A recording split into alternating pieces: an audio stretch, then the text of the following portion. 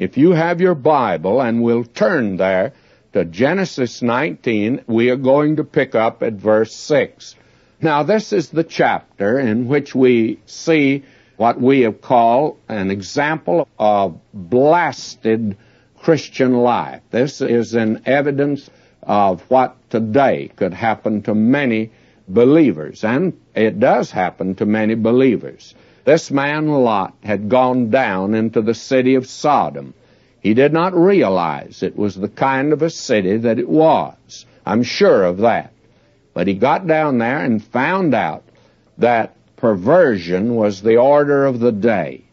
And he brought up his children, his sons and his daughters, in that atmosphere. Now, when he looked down there, and you will recall we saw that he pitched his tent towards Sodom, he looked down there, he saw the lovely streets and boulevards and parks and public buildings and the folk on the outside, but he did not see what they really were. Now, the sin of this city is so great that God is going to judge it. God is going to destroy the city.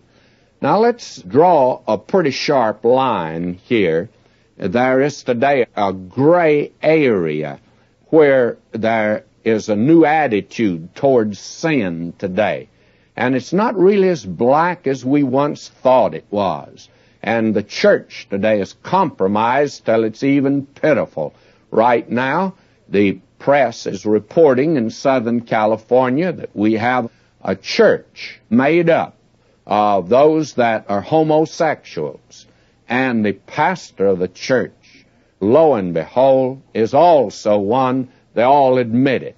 Now, may I say to you, the lesson of Sodom and Gomorrah is a lesson for this generation. Now, God's not accepting this kind of a church. The idea seems to be today that you can become a child of God and you can continue on in sin.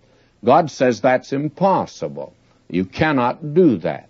And this city of Sodom is an example of that you cannot continue in sin. Paul asked the question, shall we continue in sin? And the answer is, God forbid, or let it not be. Paul says that's impossible. And it's this idea today that you can be a Christian and go on in sin is a tremendous mistake, and especially make light of it as I judge it's being made in this particular case. Now, that's what they were doing in Sodom and Gomorrah. Now, God destroyed these cities. Now, don't say we have a primitive view of God here and we have a better one today, because even after all, Jesus received sinners. He sure did. But when he got through with them, he had changed them. The harlot that came to him was no longer in that business. When she came to God, she changed. That's the thing that happened to other sinners.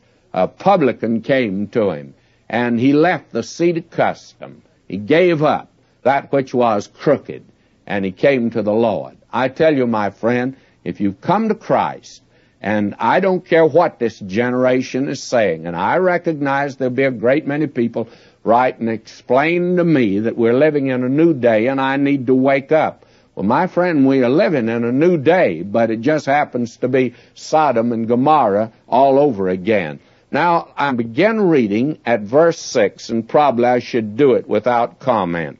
And Lot went out at the door unto them and shut the door after him. Now, the men of Sodom were outside the door asking that these guests that he had, that they be turned out to them.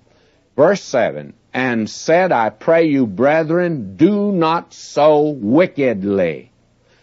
That's the way Lot looked at it, and he'd been down there a long time, and it wasn't new morality to him, just old sin.